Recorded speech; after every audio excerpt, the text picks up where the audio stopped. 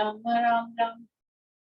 Hare Krishna Krishna Krishna Hare Hare, Hare Ram Ram. Hare Krishna. Thank you so much for participating in morning Japa session. Now it's time for today's transcendental quote by our beloved Srila Prabhupada. So it is on your screen. Yes. Today is May 2nd and today's quote is, when there is suffering given by Krishna, a devotee does not take seriously suffering. A devotee thinks it is the favor of Krishna that he has put me into suffering. They never see suffering as suffering. It is favor of Krishna. That is devotee's vision. It is exactly like a son who knows that his father well. If the father slaps, the son never protests. He knows that it is good for me. Similarly, a devotee never disturbed when there is suffering given by Krishna. Bombay, May 2nd, 1974. Hindi में अनुवाद है, जब श्री कृष्ण कष्ट देते हैं तो एक भक्त उन्हें गंभीरता से नहीं लेता। वह सोचता है कि यहाँ श्री कृष्ण की कृपा है कि उन्होंने मुझे कष्ट दिए। यह भक्त कभी भी कष्टों को कष्ट के रूप में नहीं देखता। वह श्री कृष्ण की कृपा है। यह एक भक्त की दृष्टि है। वह उस पुत्र के समान है जो पिता को भली भांति जानता है।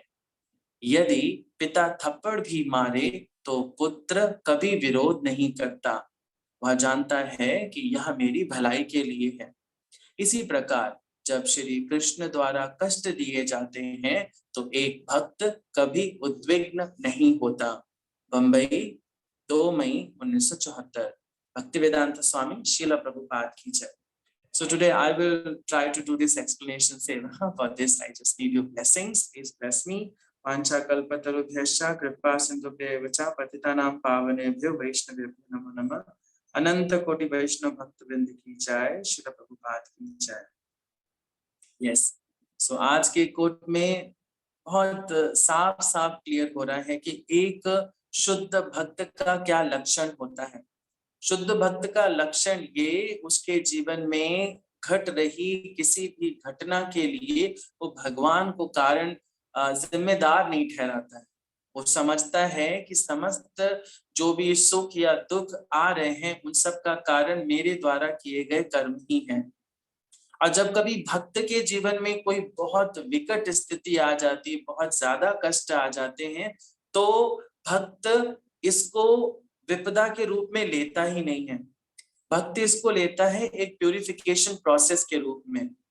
क्योंकि जब विपदाएं या कष्ट ज्यादा आती हैं उस समय हम भगवान का अत्यधिक स्मरण करते हैं। हमें ज्यादा से ज्यादा मौके मिलते हैं कि हम कृष्ण का स्मरण करें, क्योंकि हमें उस समय और कोई रास्ता दिखता नहीं। भक्त के लिए सबसे जो आइकॉनिक स्थिति है, उस स्थिति में वो क्या कहता है, there is no one other than you. अगर उससे कुछ पूछा जाए क्या तुम्हारा कोई है, तो वो बोलता है मेरे तो बस भगवान है ना, मेरा और कोई दूसरा है ही नहीं जिससे हम रिग्रेट करें, गिला करें, शिकवा करें, है ना। He is everything for me. तो जब ऐसी स्थिति हो जाती है तो वो सोच और विश्वास करता है कि वो हमारे साथ जो भी कर रहे हैं वो हमारे भले के लिए। प्रभुपाद आज के कोट में एक उदाहरण भी दे रहे हैं। एक जो ऑनेस्ट बेटा है वो समझता है कि उसके पिता अगर उसे थप्पड़ भी मारते हैं किसी एक्टिविटी के लिए तो इसका मतलब वो उसके भले के लिए है ना। वैसे ही जितने भी भक्त होते हैं, शुद्ध भक्त होते हैं, जो रियलाइज्ड सोल्स होते हैं, वो ये समझते हैं कि उनके जीवन में जो भी कष्ट आ रहे हैं वो एक्चुअली उनके आत्मा की शुद्धि के लिए हैं, शुद्धिकरण होता है। क्योंकि उस विकट स्थिति में आप भगवान का अत्यधिक स्मरण करेंगे। हमारे पास एक बहुत अच्छा बुक है जो श्रील प्रभुपाद ने लिखा है। ये श्रीमद् भागवतम से है, जिसको हम बोलते हैं कुंती देवी की शिक्षाएं, टीचिंग्स ऑफ कुंती देवी। तो कुंती देवी की शिक्षाओं को अगर आप पढ़ें तो कुंती देवी भगवान से बस एक ही चीज मांग रही हैं, कुछ नहीं मांग रही, ना वो धन मांग रही, ना सुख संपत्ति मांग रही, वो कुछ नहीं मांग रही। वो मांग रही है ऐसी चीज जो दुनिया में कोई भी नहीं मांगता। क्या मांग रही है? दुख मांग रही है। हे कृष्ण, तुम मुझे बहुत सारे दुख दो, तुम मुझे बहुत सारे कष्ट दो, जिससे मैं शुद्ध हो सकूं। शुद्धता का प्रोसेस क्या? क्योंकि उस दुख और विकट स्थिति में मैं ज्यादा से ज्यादा तुम्हारा स्मरण करूंगा। हम इस बद्ध शरीर में ज्यादा से ज्यादा जब कभी भी भगवान को स्मरण करते हैं तो स्मरण करने का स्थिति बस एक ही होता है कि हम दिक्कतों में हो, हम दुख में हो। तो कुंती देवी इस बात को समझते हुए भगवान से कह रही है कि मुझे सुख मत दो, मुझे क्या दो? दुख दो। क्योंकि जितना ही दुख दोगे तुम, उतना ही ज्यादा मैं तुम्हारा स्मरण करूंगी, और जितना ही ज्यादा मैं तुम्हारा स्मरण करूंगी, मुझे उतनी स्मृति तुम्हारी बनी रहेगी, है ना। अंत काल मुझे तुम्हारा स्मरण आएगा। जिस चीज को हम पूरी जिंदगी जपते रहते हैं, अंत काल में वही चीज हमारे स्मरण में आती है ना। अगर आप सोचते रहे कि दुखों का कारण ये है, हम हैं, दुख का कारण अगर आप फाइंड आउट करते रहेंगे तो आप हमेशा परेशान रहेंगे। लेकिन भक्त कारण नहीं फाइंड आउट करता। भक्त बस एक ही रीजन जानता है कि it is for my well wishing, it is good for me, है ना। किसी के जीवन में कोई कष्ट आए, कोई उसकी जिंदगी से चला जाए, तो इसका सोचना चाहिए कि भगवान इसके पीछे कारण है, और भगवान ने हमारे साथ ऐसा क्यों किया? क्योंकि वो हमें प्यूरिफाई करना चाहते हैं, वो हमें शुद्ध करना चाहते हैं। जितना ज्यादा से ज्यादा हम भगवान का स्मरण करें, उतना ज्यादा से ज्यादा हमारी स्मृति में भगवान अब्सॉर्ब होंगे। हम हर पल हर क्षण भगवान का स्मरण कर सकेंगे। तो इस स्थिति को प्राप्त करने के लिए हमें कभी भी दुख को दुख की तरह डील नहीं करना चाहिए। मोस्ट ऑफ द केसेस में क्या बोल देते हैं कि हमारे साथ ही ऐसा हो रहा है, भगवान हम ही पे नजर डाले हुए हैं, हम ही को सारा दुख दिए दे रहे हैं, बाकी सबको सुख दे रहे हैं। बट ऐसा है नहीं। कृष्णा सिर्फ डिवोटीज के लाइफ में इंटरफेयर करते हैं, बाकी जनरल पीपल के केस में भगवान पूरी तरह से क्या बोलते हैं, न्यूट्रल है ना, निष्क्रिय है। अगर कोई जनरल पीपल के जीवन में कोई दुख या सुख आ रहा है तो इसका कारण तो उसके कर्म है, जिसका फल उसे मिल रहा है। लेकिन किसी भक्त के जीवन में अगर कोई दुख आ रहा है तो इसका कारण भगवान है। भगवान उसके साथ ऐसा कर रहे हैं। ऐसा इस करके कर रहे हैं ताकि उसको चेक किया जा सके। साथ ही साथ भगवान चेक भी करते हैं कि does he have unflinching faith, क्या उसका जो विश्वास है वो अडिग है, वो मेरे सिवाय और किसी का स्मरण नहीं करता है, या मेरे सिवाय किसी को कुछ नहीं समझ रहा है। दैट इज भगवान देखते हैं कि इस विकट स्थिति में वो किसको बुलाता है ना, किसको बुलाता है। That is very important. And जब वो बुलाता है then Krishna appears to help, है ना। बहुत बढ़िया सा उदाहरण कई बार दिया जा चुका है, लेकिन वो आज के रेफरेंस में बैठता है। वो है गोविंद दामोदर स्तोत्रम का वो फर्स्ट श्लोक, इसको बार बार कई बार बताया गया। उस श्लोक को अगर रेफरेंस लें आप तो उस स्थिति में भी देखें, वो जो पर्सन है, जो द्रौपदी का पहला चित्रण किया जा रहा है, द्रौपदी सबसे हेल्प मांग रही हैं, but nobody is helping. Why? Krishna has, क्यों कृष्णा ने उनको ऐसी स्थिति में डाला? टू चेक कि वो किसको बुलाते हैं। श्लोक कुछ इस प्रकार है, अग्रे कुरुणामथ पांडवानां दुशाससेना हृतवस्त्रकेशा कृष्णा तदा क्रोशदनन्यनाथ गोविन्द दामोदर माधवेति गोविन्द दामोदर माधवेति गोविन्द दामोदर माधवेति। अग्रे कुरुनाम अथ पांडवानाम, है ना। द्रौपदी कौरवों के सामने और पांडवों के सामने खड़ी हैं, सबसे प्रार्थना कर रही हैं। क्या ऐसा हो रहा है उनके जीवन में जिससे वो प्रार्थना कर रही हैं? दुशाससेना हृतवस्त्र केशा, दुशासन उनके वस्त्र और केश खींच रहा है ना।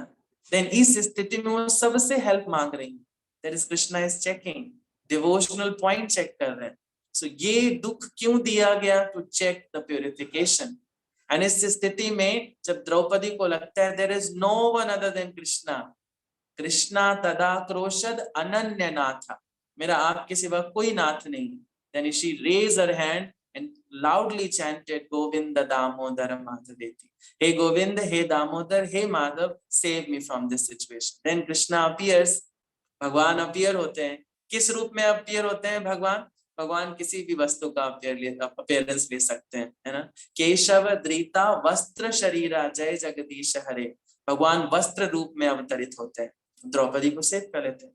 That is the identity of a true devotee. जो सच्चा भक्त होता है उसके जीवन में आने वाले दुखों को वो दुख नहीं मानता है, एक प्यूरिफिकेशन का प्रोसेस मानता है कि इस प्रोसेस में हम भगवान को वास्तविक रूप में स्मरण कर पाएंगे और इस स्मरण स्थिति में भगवान हमारी रक्षा करेंगे। अवश्य राक्षिबे कृष्ण विश्वास पालन करी, दिस इज रिटन इन चैतन्य चरितामृत। जब हम विश्वास पालन कर लेते हैं कि कृष्ण हमारी अवश्य ही रक्षा करेंगे, वह because there is no one, जब आपकी जिंदगी में कोई नहीं होता है तो भगवान है ना। श्रीमद् भागवतम में भगवान के लिए एक शब्द आता है अकिंचन वित्ताया। अकिंचन मतलब जिसके पास कुछ भी नहीं, वित्ताय का मतलब संपत्ति, तो भगवान उसकी संपत्ति है जिसके पास कुछ नहीं, तो दैट मीन्स उसके लिए भगवान सब कुछ है जिसके पास कुछ भी नहीं है। So he has only one shelter, that is Krishna. So दुख आते हैं तो आए, तो आएंगे, है ना। शीतोष्ण सुख दुखदा, that is the real identity of a true devotee that the Srila Prabhupada is telling today. Okay, so thank you so much. Hare Krishna, Srila Prabhupada ki jai. Now it's time for today's shloka. हम most confidential knowledge chapter पढ़ रहे हैं।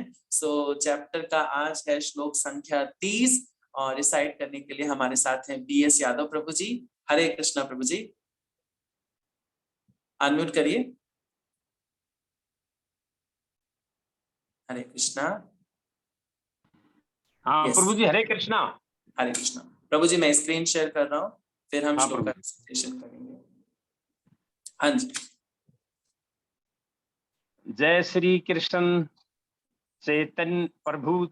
चैतन्य प्रभु नित्यानंद श्री अद्वैत गदाधर श्री वासादि गौर भक्तवरन अपि चेत दुराचार्य भजते माम अनन्य भाग साधु एव से मंतव्य सम्यक व्यवस्थित ही से अपि चेत दुराचार्य भजते माम अनन्य भाग साधु एव से मंतव्य सम्यक व्यवस्थित ही से अपि चेत दुराचार्य भजते माम अनन्य भाग साधु एव से मंतव्य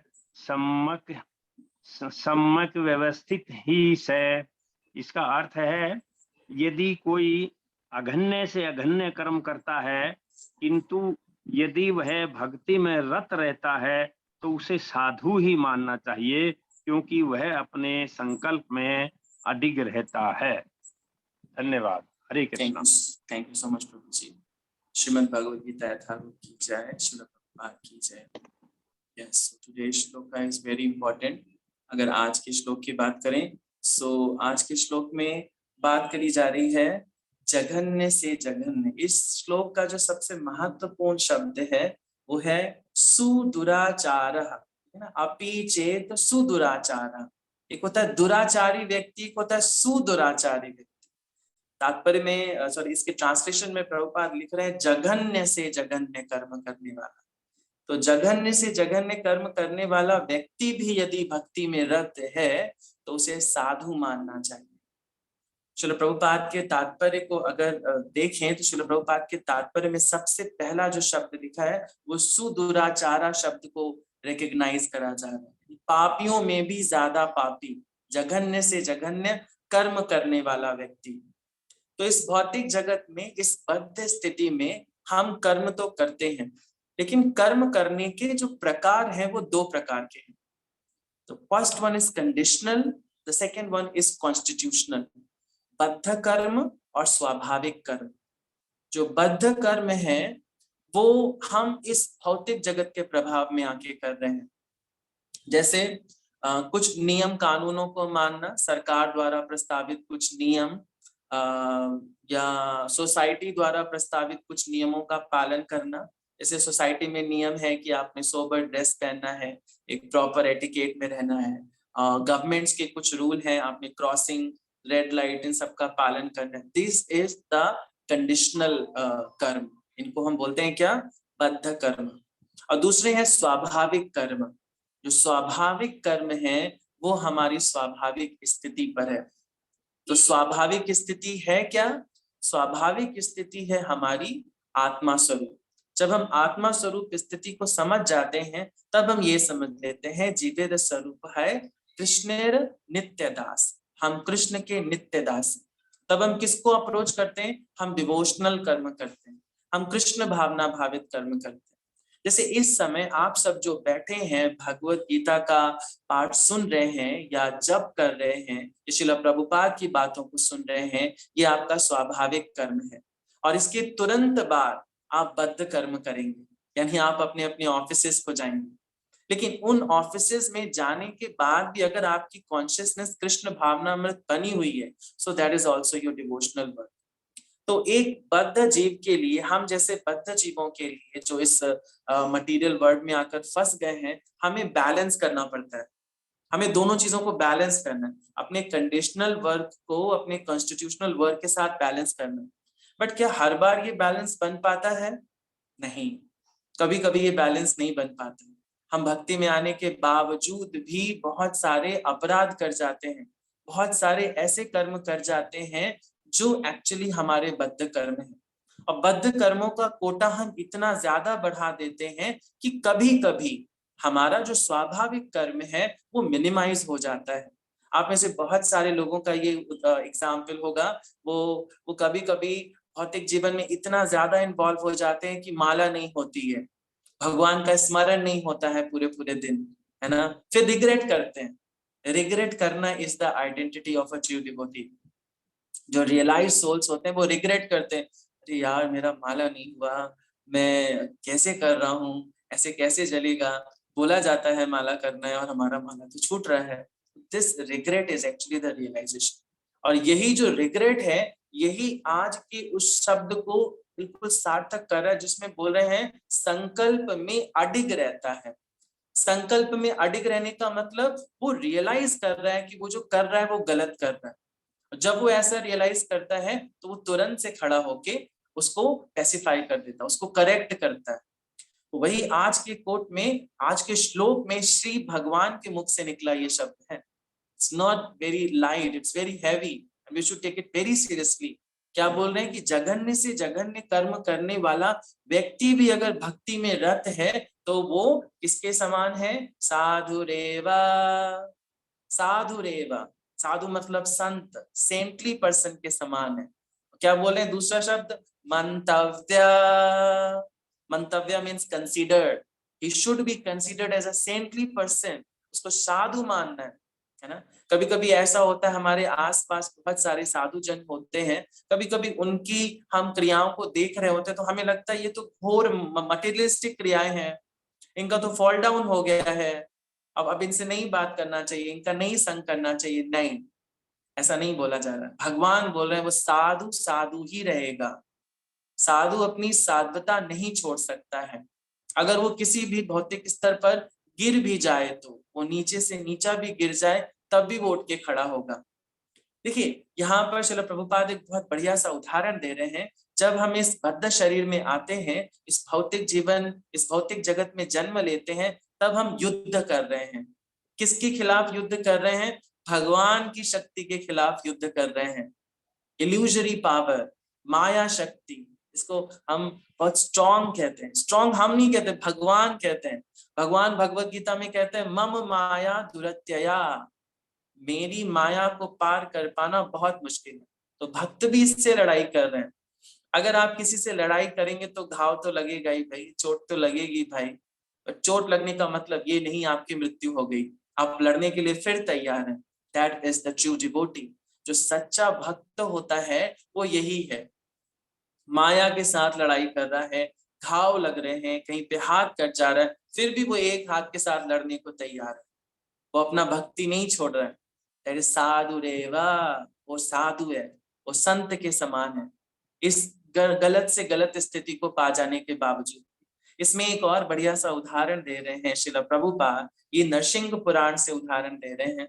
बोल रहे हैं भगवती चाहरन वन्य चेता भ्रशम लीनो अपि विजायते मनुष्यः नाहि शशकलुश्च कदाचित् तिमिरा परा भवता मुपैति चंद्रः। चांद को आप सब ने देखा है, क्या चांद बिल्कुल क्लीन दिखता है? नहीं, चांद में दाग हैं, बहुत सारे दाग हैं। पर चांद में दाग आ जाने का मतलब क्या कि चांद ने अपनी चंद्रकांति के प्रकाश को कम कर दिया? नहीं, चांद उसी प्रकार प्रकाशित है। तो जो सच्चे भक्त हैं वो भी ऐसे ही, भाई माया से लड़ाई कर रहे हैं, कहीं ना कहीं तो चोटिल होंगे ही होंगे, लेकिन हो जाने का मतलब ये नहीं हम उनको निग्लेक्ट कर दें, हम उनको दुराचारी बना दें। दुराचारी नहीं बना सकते, है ना।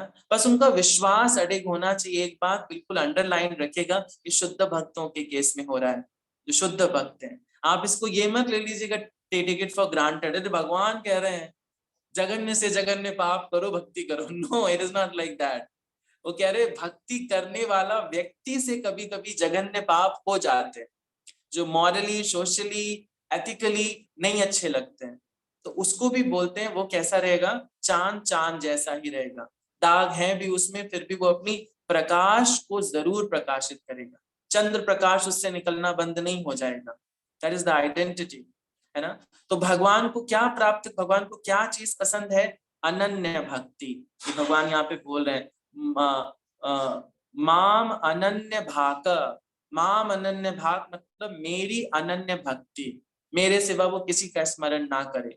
अनफ्लिंचिंग फेथ, है ना। और ये एक राक्षस योनि वाला व्यक्ति भी कर सकता है। श्रीमद् भागवतम में बहुत बढ़िया सा स्टोरी आता है प्रहलाद महाराज का, है ना। प्रहलाद महाराज अपनी माता के गर्भ में क्या क्या सीखे हैं नारद ऋषि से, ये वो राक्षसों के गुरुकुल में राक्षस पुत्रों को बता रहे हैं। क्या बता रहे हैं मैं आपके साथ स्क्रीन में शेयर कर रहा हूं। It's a shloka from 7th canto of Srimad Bhagavatam, 7th canto, chapter number 7, text number 51 and 52. इसमें बता रहे हैं कि वो माता के वुम्ब में क्या क्या सीखे, और वो अपने फ्रेंड्स को बता रहे हैं, डीमन फ्रेंड्स को बता रहे हैं, राक्षसों को बता रहे हैं। श्लोक नहीं पढ़ेंगे, टाइम हो जाएगा, मैं आपको ट्रांसलेशन पढ़ रहा हूँ, अनुवाद इसका। इसमें लिखा है, my dear friends, O son of demons, हे राक्षसों के पुत्र, मेरे प्यारे मित्रों, you can please the supreme personality of Godhead by becoming perfect brahmana, demigod, or great saint, or by becoming perfectly good in etiquettes or vast learning. None of these qualifications are awaken the pleasure of the Lord. This is very important. ये जो qualification है कि आप ब्रह्मा बन जाए, आप demigod बन जाए, बहुत बढ़िया सा आचरण सीख लें, ये सब भगवान को इतना प्रसन्न नहीं करता है। या आप चैरिटी करें, ऑस्टेरिटी करें, क्लेanलीनेस रखें, बहुत सफाई रखें, no one can satisfy the lord. The lord is pleased. आप इस बात को अंडरलाइन कर सकते हैं, प्रहलाद महाराज के मुख से निकल रहे हैं शब्द, माता के गर्भ में उन्होंने ये सब सीखा था नारद ऋषि से, अपने मित्रों को बता रहे, राक्षस मित्रों को बता रहे हैं। The lord is pleased only if one has unflinching unalloyed devotion to him, है ना।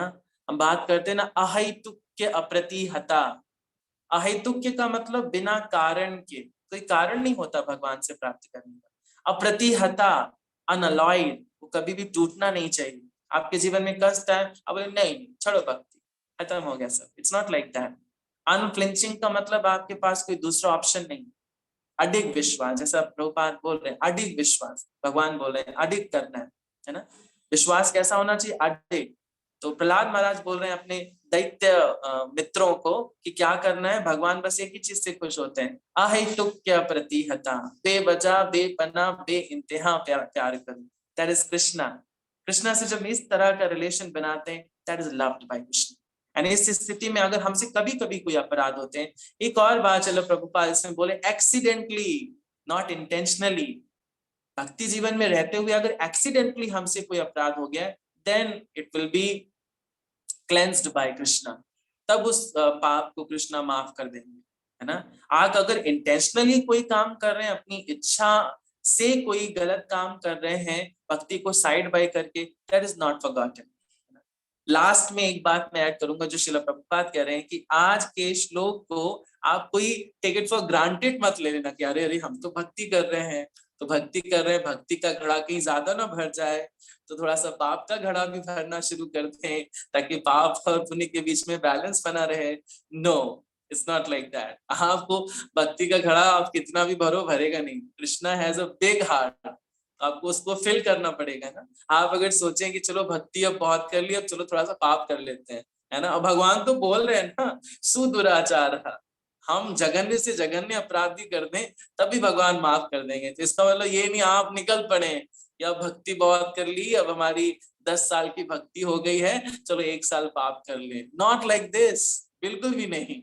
ऐसा मना कर रहे हैं श्रील प्रभुपाद, बिल्कुल ऐसा नहीं करना है। This is for the pure devotee. Accidentally उनसे अगर कोई अपराध हो जाता है, that is forgotten by Krishna, Krishna उसको माफ कर देते हैं। ओके, सो हमें किसी भी व्यक्ति, खासकर जो भक्ति कर रहा है, उसमें फॉल्ट फाइंडिंग नहीं करनी चाहिए, वैष्णव अपराध है। भगवान भी मना कर, हम नहीं देख, चांद चांद ही रहेगा, आप उसमें फॉल्ट नहीं निकाल सकते।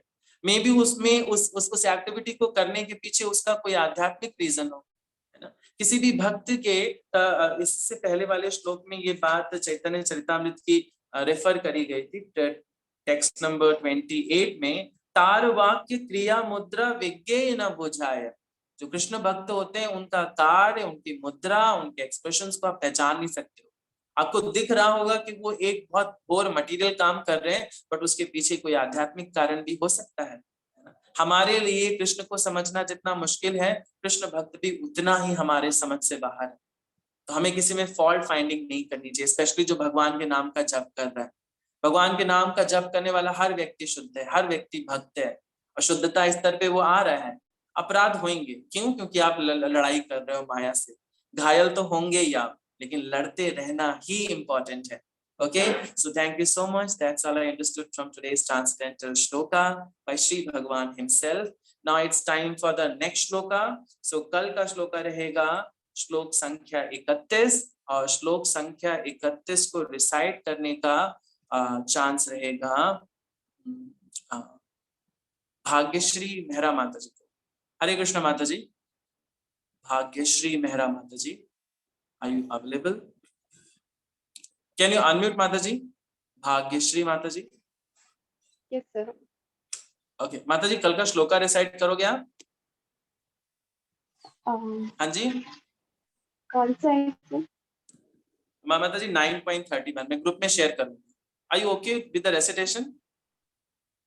या ओके ठीक है। सो कल का श्लोका रिसाइट करेंगे भाग्यश्री माता जी, एंड कल का जपा हम बुक कर चुके हैं। कल का जपा करेंगे मीना मल्होत्रा माता जी। ओके ओके मीना माता जी अनम्यूट करके कंफर्म कर दीजिए। ओके मीना माता जी। ओके हाँ, कल बात हो गया मेरा मीना माता जी, ठीक है। सो नेक्स्ट हम बात कर लेते हैं श्लोका ऑफ द वीक का रिवीजन करने के लिए। सो मैं स्क्रीन पे श्लोक शेयर कर रहा हूँ जो हमें इस वीक के लिए मिले हैं, उसको रिसाइट कर लेते हैं। So here is the shloka of the week for the learning. आपने ये लर्न करने हैं श्लोका, आप मेरे पीछे पीछे दोहरा सकते हैं। सो ये चौथे अध्याय का 9वां श्लोक है, 3 बार हम पढ़ेंगे, आप भी मेरे पीछे पीछे इसको लर्न कर सकते हैं। ओके। जन्म कर्म च मे दिव्यम एवं यो वेत्ति तत्त्वतः त्यक्त्वा देहं पुनर्जन्म नैति मामेति सो अर्जुना। जन्म कर्म च मे दिव्यम एवं यो वेत्ति तत्त्वतः त्यक्त्वा देहं पुनर्जन्म नैति मामेति सो अर्जुना। जन्म कर्म च मे दिव्यम एवं यो वेत्ति तत्त्वतः त्यक्त्वा देहं पुनर्जन्म नैति मामेति सो अर्जुना। टेक्स्ट नंबर 4.10 भी आपकी लर्निंग लिस्ट में है, सो ये भी मैं रिसाइट कर रहा हूँ। वीतराग भया क्रोधा मन्मया मामुपाश्रितः भवतो ज्ञान तपसा पूता मद्भावमागतः वीतराग भया क्रोधा मन्मया मामुपाश्रितः बहवो ज्ञान तपसा पूता मद्भावमागतः वीतराग भया क्रोधा मन्मया मामुपाश्रितः बहवो ज्ञान तपसा पूत मद्भावमागतः। श्रीमद् भगवद गीता यथारूप की जय, श्रील प्रभुपाद की जय। So thank you so much. That's all we have in today's morning japa session. Hare Krishna. Have a great Krishna conscious day. Srila Prabhupada ki jai. Okay, we